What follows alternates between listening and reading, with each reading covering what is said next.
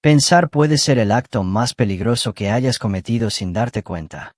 En nombre de la salvación, millones de personas han aprendido que cuestionar es fracasar. Dudar es pecar y usar la propia mente es una amenaza para el orden divino. En este vídeo verás cómo se construye esta lógica, cómo se infiltra en la vida diaria y por qué una vez aceptada empieza a operar por sí sola en tu mente. Esto no es una denuncia mística ni un ataque emocional. Es un claro ejemplo de cómo la religión transforma el pensamiento en culpa y la obediencia en virtud. El contexto es simple y brutal. Ningún sistema basado en el control puede permitir la verdadera libertad mental. La religión lo comprendió desde el principio y creó un mecanismo preciso para dominar la duda. La propuesta aquí es directa y única. Ofrecer una perspectiva práctica para identificar los mecanismos que bloquean tu pensamiento crítico y mostrar cómo operan sin necesidad de símbolos, metáforas ni fe. No recibirás una nueva creencia, sino herramientas para recuperar algo que siempre ha sido tuyo. Desde temprana edad, a las personas se les presentan respuestas incluso antes de aprender a formular preguntas. Las explicaciones vienen prefabricadas, presentadas como verdades absolutas y cualquier intento de desmantelarlas se considera una rebelión moral. No se trata solo de enseñar qué pensar, sino de enseñar cuándo dejar de pensar. Es en este punto que el pecado deja de ser un acto y se convierte en un proceso mental. El control no se impone por la fuerza, la mayoría de las veces se establece mediante miedo sutil, promesas condicionales y un sentido de pertenencia que exige un precio silencioso. El cuestionamiento no está explícitamente prohibido. Se desalienta por la culpa, la vergüenza y la amenaza de exclusión. Y cuando surge la duda, ya viene acompañada de un castigo emocional automático. Hay algo aún más inquietante detrás de esto. Si el libre pensamiento fuera realmente peligroso, ¿por qué tanto esfuerzo en mantenerlo bajo vigilancia constante? ¿Qué se derrumbaría exactamente si la gente empezara a pensar sin pedir permiso? Esta pregunta llevada a su conclusión revela más que cualquier sermón. La religión no necesita eliminar el pensamiento, solo necesita moldearlo. Crea vías mentales donde toda reflexión conduce al mismo destino. Cuando alguien empieza a cuestionar, pronto encuentra respuestas que parecen profundas, pero que solo sirven para cerrar el proceso. Misterio, voluntad divina, prueba de fe, palabras que no explican, solo bloquean. Este bloqueo se aprende temprano. A los niños se les enseña a repetir antes de comprender, a aceptar antes de analizar. El hábito se arraiga y en la edad adulta la persona ya no distingue entre fe y hábito, ni entre creencia e identidad. Pensar fuera de este molde suena a traicionar la propia historia, familia y comunidad. El pensamiento crítico se percibe como una pérdida, no como una ganancia. La duda entonces se reinterpreta como una falla moral. No es señal de inteligencia ni curiosidad, sino de debilidad espiritual. Este enfoque es estratégico, transforma un proceso natural de la mente humana en algo vergonzoso. Así la persona comienza a automonitorearse reprimiendo las preguntas incluso antes de que se formulen plenamente. El resultado es un sistema que no necesita censura externa constante. El creyente se autocensura, ajusta sus pensamientos para evitar la incomodidad interna, el miedo al castigo invisible, la ansiedad de equivocarse ante un juez que nunca habla, pero siempre observa. La religión en este punto ya no es externa, se instala en la mente. Si esta idea ya ha despertado algo en ti, escribe la siguiente frase en los comentarios. Pensar no es un pecado. Toda estructura que teme al libre pensamiento necesita un guardián emocional, y ese guardián es el miedo. Miedo a equivocarse, miedo al castigo, miedo a perder el sentido de la vida. La religión transforma las incertidumbres naturales en amenazas eternas, y se ofrece como la única protección posible. No es un accidente psicológico, es un mecanismo cuidadosamente ajustado. La muerte es el eje central de este mecanismo. En lugar de presentarse como un hecho inevitable de la existencia, se transforma en un juicio. Cada pensamiento conlleva infinitas consecuencias. No pensar correctamente deja de ser un error intelectual, y se convierte en un riesgo cósmico. Así el razonamiento se convierte en un campo minado. Este miedo no necesita ser recordado constantemente. Permanece en un segundo plano como un ruido constante. Está en las historias, los rituales, las advertencias sutiles. No paraliza por la intensidad, sino por la persistencia. Es suficiente para que alguien elija el silencio interior en lugar de la duda abierta.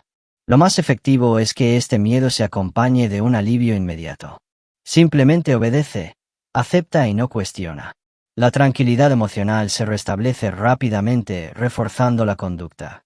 El cerebro aprende a asociar el pensamiento crítico con el dolor y la sumisión con la paz. Este condicionamiento es difícil de deshacer porque opera a nivel emocional, no lógico. Pero hay algo que rara vez se dice en voz alta. Si el sistema fuera realmente sólido, no dependería tanto del miedo para sostenerse. La constante necesidad de amenazas revela una debilidad estructural que pocos se atreven a examinar a fondo. Para contener eficazmente el pensamiento, alguien debe tener la última palabra. La religión resuelve esto elevando ciertas voces por encima de cualquier desafío. Los textos sagrados, los líderes espirituales y las tradiciones antiguas se colocan en un pedestal, fuera del alcance de la razón común. Cuestionarlos no es un debate, es una transgresión. Esta autoridad no se basa en la evidencia, sino en la postura. No necesita demostrar que tiene razón. Exige que aceptes que no puede estar equivocada. A partir de ahí, el razonamiento pasa a un segundo plano. La lógica solo es bienvenida cuando confirma lo ya decidido. El efecto de esto es profundo. Las personas aprenden a desconfiar de su propio juicio. Cuando algo parece inconsistente, la culpa no recae en la enseñanza, sino en quien la cuestiona. No entendí. Reemplaza esto. No tiene sentido. La mente se doblega para preservar la jerarquía. Con el tiempo, esta dinámica genera dependencia. Las decisiones morales, las dudas existenciales y los conflictos internos se externalizan. Pensar por uno mismo parece demasiado arriesgado. La autoridad religiosa se convierte en una muleta permanente y la autonomía intelectual en un músculo atrofiado. Y aquí surge una tensión silenciosa. Si la verdad es verdaderamente divina y perfecta, ¿por qué necesita ser protegida del análisis humano? ¿Qué sucedería exactamente si esta autoridad se sometiera al mismo escrutinio que cualquier otra afirmación sobre la realidad? Cuando el miedo no basta, la culpa se apodera de nosotros. A diferencia del miedo, no necesita una amenaza futura, actúa en el presente. La religión enseña que pensar de forma innovadora no solo es peligroso, sino moralmente incorrecto. El simple acto de cuestionar ya conlleva una sensación de fracaso personal, como si algo se hubiera roto dentro de quien se atreve a dudar. Esta culpa se refina hasta el punto de parecer una virtud. Sufrir por pensar demasiado se convierte en señal de humildad. Silenciar la propia razón se interpreta como obediencia espiritual. La mente aprende a autocastigarse, interrumpiendo el razonamiento antes de llegar a conclusiones incómodas. No es represión externa, sino autocontrol emocional. Lo más efectivo es que esta culpa rara vez es lógica. No surge de argumentos sólidos, sino del condicionamiento. Años de escuchar que la duda aleja a la gente, que la razón corrompe, que el intelecto es arrogante, crean un reflejo automático. Pensar genera ansiedad, no pensar genera alivio. El cerebro elige el camino más seguro. Como resultado, el pensamiento deja de ser una herramienta de exploración y se convierte en una amenaza para la identidad. El cuestionamiento ya no se trata de ideas, sino de quién eres. Y cuando la identidad está en juego, la mayoría de las personas prefieren preservar la comodidad de lo conocido, incluso si eso les cuesta su propia libertad mental. Hay algo profundamente revelador en esto. Un sistema que se basa en la culpa para suprimir las preguntas no protege la verdad, sino que se protege a sí mismo. Y cuanto más funciona este mecanismo, menos visible se vuelve para quienes están atrapados en él. La religión no prohíbe todo pensamiento, simplemente limita el alcance de tu pensamiento. Existe un espacio seguro para la reflexión, siempre y cuando el resultado final confirme lo ya establecido. Este pensamiento autorizado crea la ilusión de libertad intelectual, manteniendo intactos los pilares centrales del sistema. Se fomentan los debates internos siempre que no aborden los fundamentos. Se pueden discutir interpretaciones, detalles y aplicaciones prácticas. Lo que no se puede hacer es cuestionar el origen de la autoridad, la veracidad de las premisas ni la legitimidad de las normas. La puerta puede parecer abierta, pero siempre conduce al mismo pasillo. Esto crea una engañosa sensación de madurez espiritual. La persona cree estar pensando profundamente cuando en realidad solo está reorganizando ideas dentro de un límite invisible. El verdadero pensamiento crítico, aquel que prueba, compara y rechaza hipótesis, es reemplazado por un razonamiento circular que nunca conduce a ninguna parte. Con el tiempo esta limitación se naturaliza. Pocos se dan cuenta de que ciertas preguntas nunca se plantean, no porque no existan, sino porque se han clasificado como peligrosas, incluso antes de formularse. El silencio que las rodea se considera sabiduría y aquí surge una preocupación difícil de ignorar. Si algunas preguntas están prohibidas, no por falta de respuestas, sino por temor a lo que podrían revelar, ¿qué dice eso de la solidez de todo el edificio construido sobre ellas? Cuando el pensamiento se controla durante suficiente tiempo, deja de percibirse como algo separado de la identidad. La religión logra esto fusionando la creencia con la identidad de la persona. Ya no se trata de lo que crees, sino de quién eres. Cuestionar una idea empieza a parecer un ataque a la propia esencia. Este secuestro es poderoso porque hace que el abandono intelectual sea emocionalmente costoso. Decir esto no tiene sentido, se convierte en no pertenezco. La duda amenaza los lazos familiares, las amistades, el estatus social e incluso la imagen que una persona se ha construido de sí misma. Pensar libremente llega a exigir un precio que pocos están dispuestos a pagar. El sistema se beneficia de esta fusión porque crea defensores automáticos. Cualquier crítica externa se percibe como un ataque personal. Independientemente de la calidad del argumento, la reacción precede al análisis. La mente entra en modo de protección, no de investigación. El pensamiento crítico se bloquea incluso antes de comenzar. Esta dinámica explica por qué los debates religiosos rara vez progresan. No se discuten ideas cuando la identidad está en juego. En cambio, se debate la supervivencia simbólica. El resultado es un diálogo imposible donde una parte intenta analizar y la otra intenta protegerse. Pero hay una fisura en este proceso. Si la identidad depende de la supresión constante del pensamiento, ¿qué queda cuando se la arrebata? La respuesta es aterradora precisamente porque apunta a algo que siempre ha estado ahí esperando a ser utilizado. La obediencia intelectual tiene un costo que va más allá de la religión. Cuando alguien aprende a no cuestionar a una autoridad suprema, este hábito se propaga. Influye en cómo la persona aborda la política, la ciencia, las relaciones personales y las decisiones morales. El patrón es el mismo: aceptar antes de analizar. Una mente entrenada para obedecer no distingue claramente entre la autoridad legítima y la imposición arbitraria. Si algo se presenta envuelto en certeza, tradición o poder, tiende a ser aceptado. El pensamiento crítico, ya debilitado, no reacciona. Esto hace a las personas más vulnerables a la manipulación fuera del ámbito religioso. Además, la creatividad se resiente. El cuestionamiento es la base de la innovación, el descubrimiento y el progreso. Cuando el pensamiento se asocia con el riesgo moral, la curiosidad se reduce. Las personas aprenden a no ir demasiado lejos, a no explorar las ideas al máximo. El mundo se hace más pequeño. Lo más irónico es que este sacrificio se vende como una virtud. Renunciar a la propia razón se presenta como madurez espiritual. Pero ningún ámbito de la vida prospera cuando la mente se entrena para no funcionar plenamente. El costo es silencioso, acumulativo y profundo. Y hay una pregunta que sigue siendo difícil de ignorar. Si abandonar el pensamiento conlleva tantas desventajas prácticas aquí y ahora, ¿por qué se sigue presentando como un camino superior? ¿Qué se gana exactamente con este intercambio? ¿Y quién se beneficia realmente?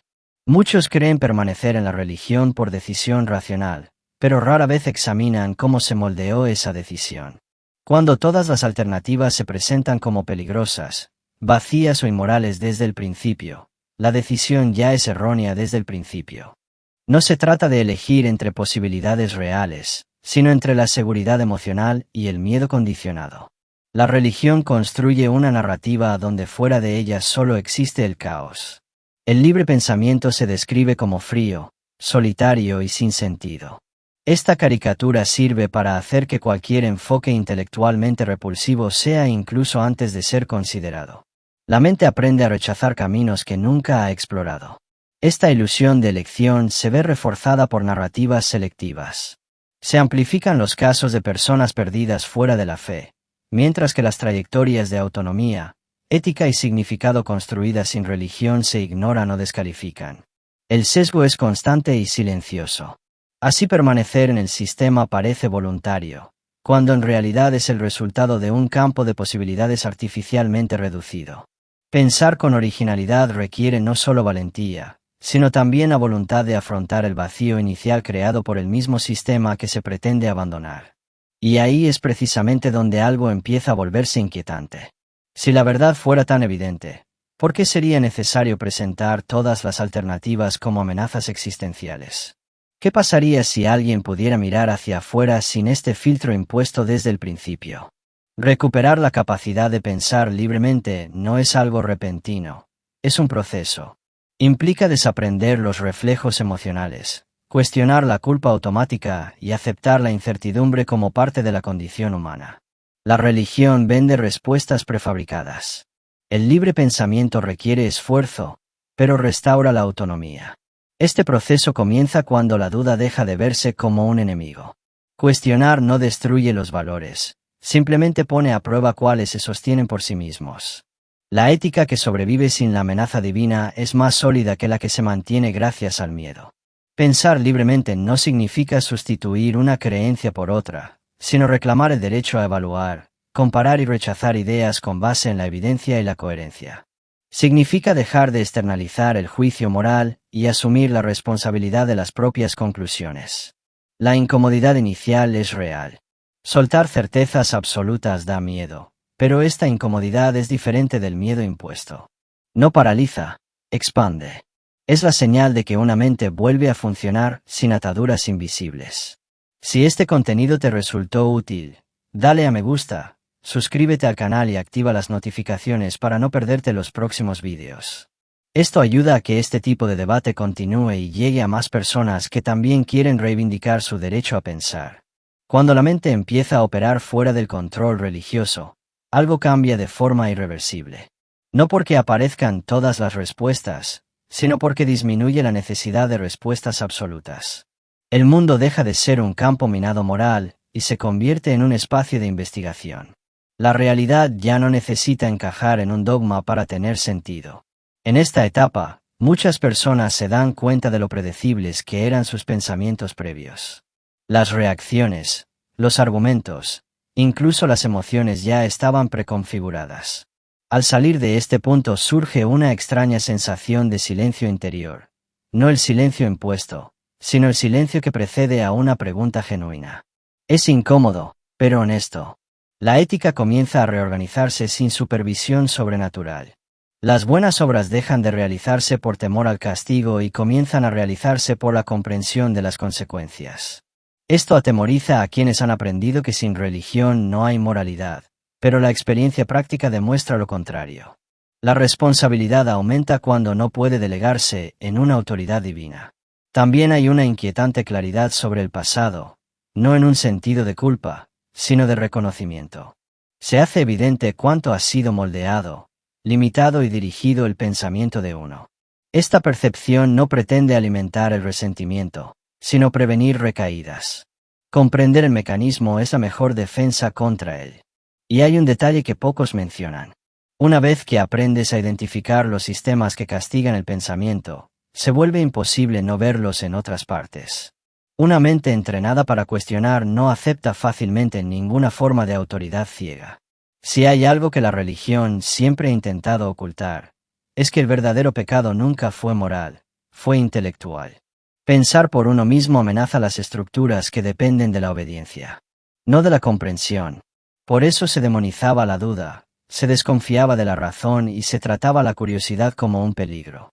La historia demuestra que todo avance humano significativo ha surgido de la valentía de cuestionar lo que se consideraba sagrado, intocable u obvio, la ciencia, los derechos, la ética moderna.